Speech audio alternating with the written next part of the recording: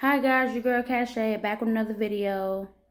So today I'm gonna talk about what is the subconscious and what is the psychology behind going after the man with the 9 to 12 inch penis. I call him the Lashaun. That's just a name I came up with for this particular guy. This is the top 10 to 20% nigga. So this is in the black community. This is the top one that all women are going for. All women, all women. We could have been in a 20-year marriage, and this guy comes along, and we will leave that 20-year marriage. Let me tell you the it's the subconscious and the psychology behind that shit. So let me tell you. Okay, so now this particular guy, like I said, the one with the 9 to 12 inch penis, um, he is from the beginning of his sexual career. Uh, he has women coming consistently at him, constantly at him. He's learned how to face adversity. So, because he have women consistently coming at him, and also men consistently hating him and hating on him and wanting to fight him and turning into potentially dangerous situations. So he dealt with like adversity, and he's dealt with conflict. This person is better at dealing with conflict. Now, at the end of the day, if a man is a protector wise, this is the subconscious that we're thinking like, okay, this is the one who deal with this shit every day. It's easy to say you can fight when you don't get into fights, or it's easy to say you would protect your family if you have to if you're not faced with that adversity or conflict of actually protecting them. So this is, like I said, this is the one that since maybe age of, I would say 12, earliest 12, have women coming at him constantly, have men coming at him constantly. Now, for just like due to hating, maybe physical altercation. So he know how to deal with conflict. Overall, he know how to deal with conflict. So protector wise, I think like this is the most person to have it locked down protector wise, because he's dealt with it. He's dealt with it. It's easy to say what you would do if you'd ever dealt with it. This person has dealt with it. So he's the safest choice on who could deal with conflict the best, protector wise, and a man. Okay, so now I did not say that this is the one that we get in a relationship with. I did not say this is the one that we marry. I did not even say that this is the one that claims us back. I did not say that. I said this is the one that we go for subconsciously without knowing. Either we can be unaware that we're doing this, or we could be aware and we just don't give a fuck. Like, it's either one of those two reasons. We will openly enter a friends with benefits relationship with this guy. Openly. We could be trying to ignore it, or like I said, we could either not know or not care. But either way, this man feeds our ego. This man feeds our internal. This is our desire. Like I said in early videos, women are gonna deal with a man on dick based on dick size alone. That's what women are gonna base it off of. Now, it's other things that can come with that along down the line, but initially, that's what women are gonna base off of. Because like I told you, women fall in love through the ears.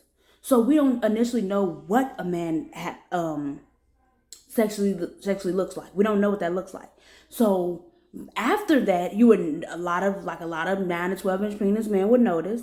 We're hitting their phone up. We're calling them like crazy. We stuck. We're not going nowhere. We're not too quick to get out of a relationship with them. They literally have to say they don't want us. They have to all but give us an STD or beat our ass, short of beating our ass, short of killing us, for us to leave this guy. That's it. That's the only way that we're gonna like not want him back. This feed our desire. This feed our ego. This feed our need. This feed everything. This feed the feminine energy need. I would say that.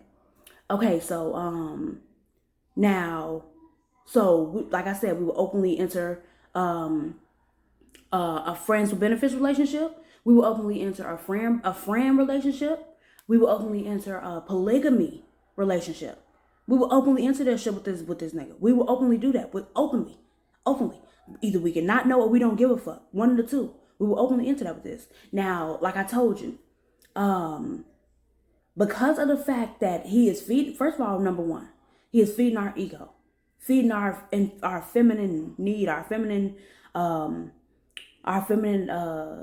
sensuality, feminine sexuality. He's feeding that. That's number one. Number two, protector wise, this is the safest choice in our mind that, okay, he's dealt with this shit. He's had a million bitches come at him, and he's learned how to deal with it, or he had a million niggas trying to kill him or beat him up or whatever, and he's dealt with it. You see what I'm saying? So this is why in our minds, this is the one that we all flock behind, follow behind.